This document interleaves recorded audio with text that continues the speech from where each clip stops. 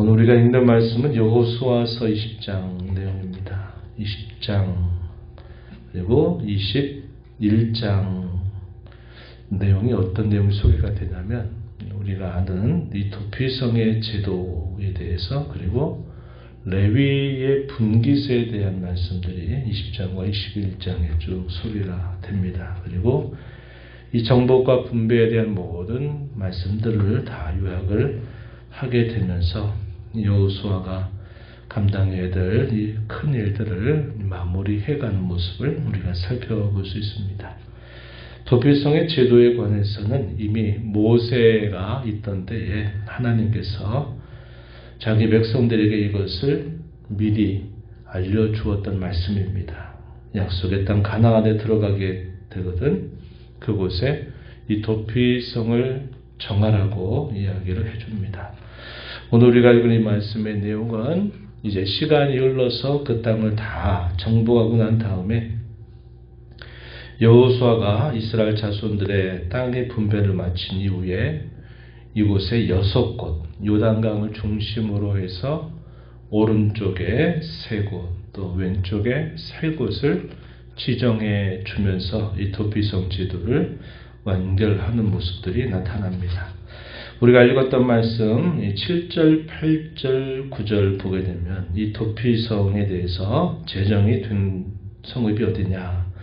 요단 서편 쪽, 요단 서편의 가나안 땅 그곳에서는 북쪽으로부터 게데스라고 하는 지역, 그리고 세겜, 에브라임 산지에 있는 세겜, 그리고 아래에 기랏 아르바 혹은 헤브론이라 부르는 유다 산지에 있는 성읍이 이 도피성이 마련되도록 지정된 곳이고요. 요단강 동편 쪽에 역시 3곳입니다. 3곳 북쪽으로부터 해서 르우벤 지파의 평지 광야에 있는 곳, 먼저 위부터 쭉 소개를 해드리면 바산 골란이라고 하는 곳, 므낫세 지파 쪽에 있는 성읍이고요. 그 다음에 중앙 지역에는 길르앗 라못 갓지파 쪽에 위치하고 있는 성읍입니다. 그리고 가장 아래쪽에는 르우벤 지파에 해당되는 지역인데 베셀이라고 하는 곳, 이곳이 도피성 제도가 마련되고 있는 성읍으로 지정이 됩니다. 그리고 이 도피성 제도가 적용이 되는 대상은 이스라엘 자손들 뿐만 아니라 그들 가운데 거류하는 거류민들 모두가 다 이 제도를 이용할 수 있는 대상들로 지정이 됩니다. 그 땅에 사는 사람이 누구든지 이 제도를 활용할 수 있도록 이렇게 지정이 된 것입니다. 이런 지역들이 한 적절하게 6곳이 분배가 되는데 이곳은 자신들이 살고 있는 지파 어느 곳에서든지 가장 가까운 성읍으로 그들이 찾아가게 될 때 하루길 이상 넘어가지 않는 정도의 배치가 되고 있다는 겁니다. 그래서 하루 정도를 이곳을 향해서 찾아갈 수 있는 정도의 거리로 그대로 일정하게 이 자리가 지정이 되고 있다는 것을 우리가 확인하게 됩니다. 이러한 제도를 마련하게 되는 그 취지 혹은 목적이 무엇인가에 대해서 소개를 해주는 말씀 보시면 2절 말씀에 이스라엘 자손에게 말하여 이르기를 내가 모세를 통하여 너에게 말한 도피성을 너희를 위해 정한다. 누구를 위한 것이냐? 이스라엘 자손들을 위한 것이다. 이렇게 말합니다. 부재 중에 고의적으로 사람을 죽이려고 하는 일이 아니었는데 어떤 실수나 어떤 불의한 사고로 인해서 사람이 죽게 되는 경우에는 그 사람의 생명을 보존하게 하는 중요한 취지가 있고 또 하나는 계속적으로 거듭되는 피해 보복의 관계를 그것을 끊게 하시기 위한 중요한 의도가 있다 하는 겁니다. 사람이 죽으면 그 죽음에 대해서 갚아주리라 하는 그런 생각이 들고 그래서 그것을 보복하게 되면 또 보복을 당한 편에서도 또 보복당한 것에 대해서 또 보복을 할 마음이 생기는 겁니다. 그러면서 이 작은 하나의 사건이 이것이 큰 전쟁처럼 번져가게 되는 일이 생겨날 수 있어요. 이것은 사람의 부패한 본성 속에 작용하고 있는 모습들 때문에 그러합니다. 오늘날도 그렇잖아요. 아주 사소한 것으로 말다툼이 되다가 이게 억제가 되지 않으면 나중에는 사람을 죽이게 되는 일이 발생되는 거죠.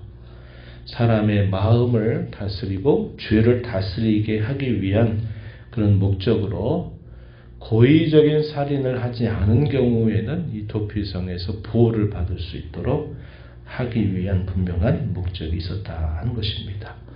궁극적인 목적은 뭘까요?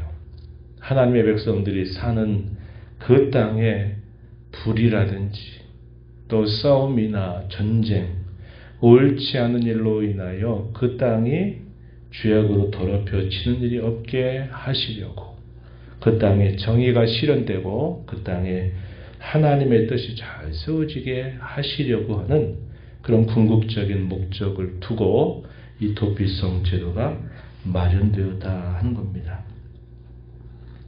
부주중에 실수로 살인한 자들의 피난처로 지정이 돼서 피해 보복자들의 그 원수갚음을 피하도록 하는 목적이 있다는 거죠. 피해 보복자가 될 수 있는 자격은 어떤 사람이었을까?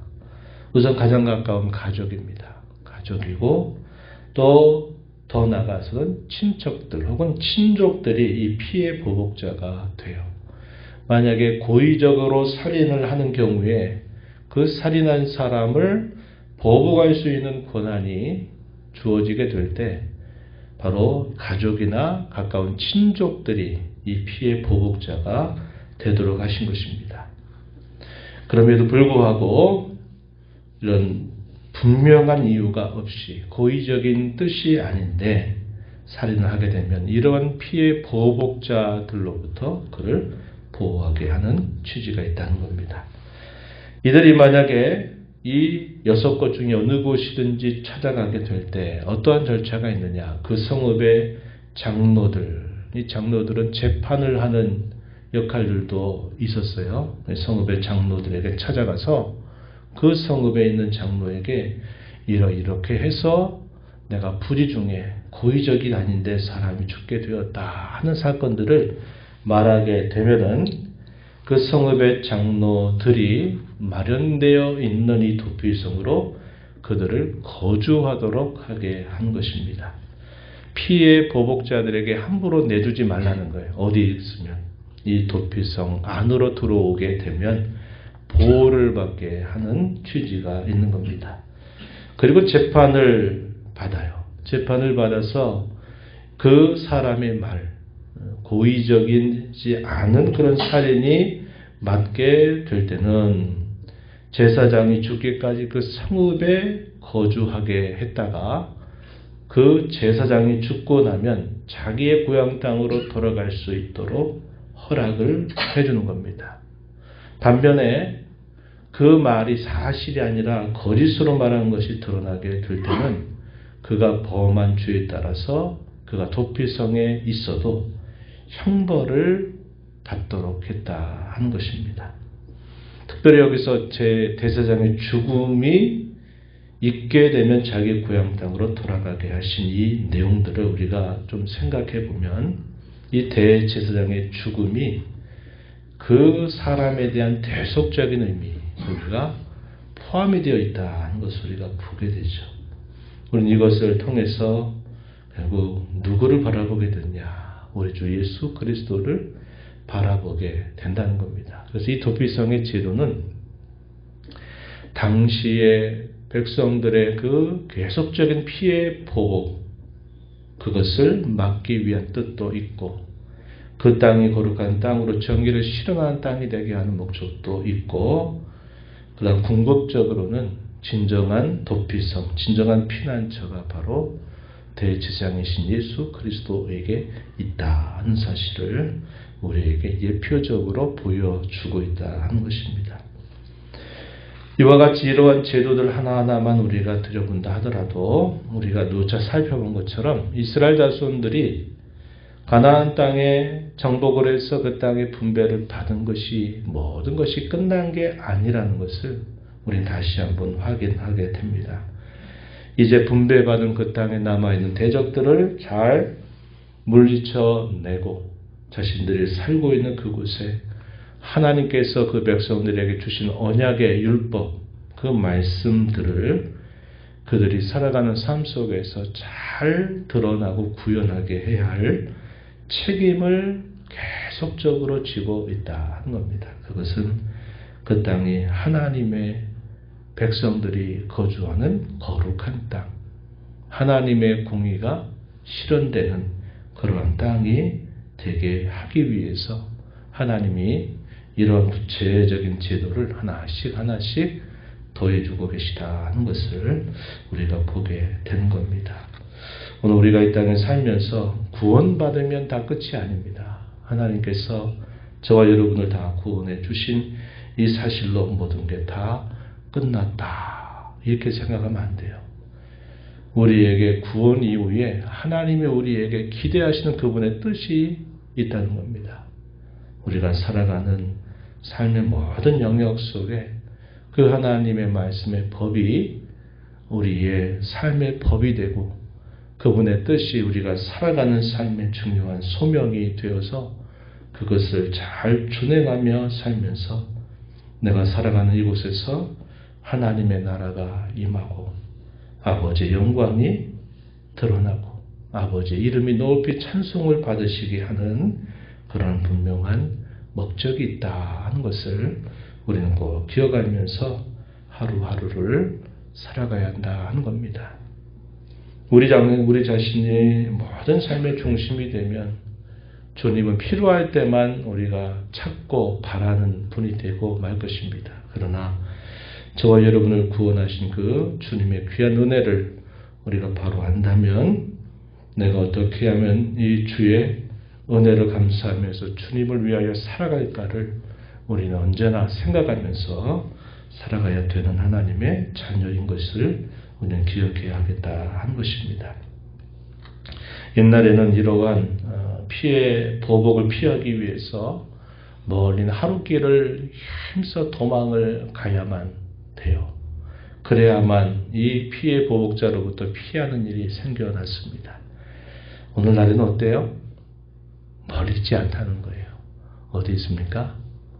우리 마음속에 있어요. 우리 안에 계시는 그리스도에게 우리는 언제든지 달려갈 수 있다는 겁니다. 가까운 예배당으로 나와서 하나님 앞에 기도하며 우리가 그것으로부터 피난처를 발견하기도 하지만 궁극적으로는 그리스도 자신입니다. 주님 안에 있는 것, 그것이 우리의 진정한 피난처가 된다 하는 것이고 그것은 멀리 있는 게 아니라 아주 가까이 우리 안에 있다 하는 이 사실들을 기억하면서 우리의 진정한 피난처 되신 예수 그리스도 안에서 늘 살아가기를 기뻐하고 힘써 나가면서 그분의 뜻을 이루어가기를 또한 소원하며 살아가는 저와 여러분 모두가 되기를 진심으로 바랍니다. 하나님 아버지, 이 새벽 시간에도 저희들을 깨워주셔서 오늘도 새날을 허락하신 아버지 앞에 나와 찬양을 드리며 오늘도 저에게 주시는 말씀을 또 함께 읽고 들으며 교훈받게 하신 것 감사드립니다. 끊임없는 피해 보복이 작은 일로부터 마침내 큰 전쟁으로까지 벌어질 수 있는 연약하고 완악한 인생들의 이 연약함을 잘 다스리게 하기 위해서 하나님은 부주 중에 살인한 자들의 그러한 형편들을 보호하고 돌보시기 위해서 도피성 제도를 마련하여 주셨습니다. 그곳에 있게 되면 그들이 보존을 받을 수 있는 권리를 얻게 하여 주신 것을 보게 됩니다. 오늘 이러한 피난처가 바로 우리 주 예수 그리스도 안에 있음을 저희가 깨닫고 알고 믿게 하시니 감사합니다. 언제든지 그리스도 안에 살면서 그리스도만이 우리의 진정한 피난처가 되시고 토끼처가 되심을 언제나 기억하게 하옵시고, 이러한 모든 일들 속에서 주님의 뜻을 늘 이루어가기를 기뻐하고 힘써 나가는 저희들의 삶이 되게 하여 주옵소서. 은혜의 보좌 앞에 나와서 오늘도 아버지 앞에 기도하는 모든 간구에 귀를 기울여 주시고 응답해 주시기를 바라옵고 예수님의 이름으로 기도하옵나이다.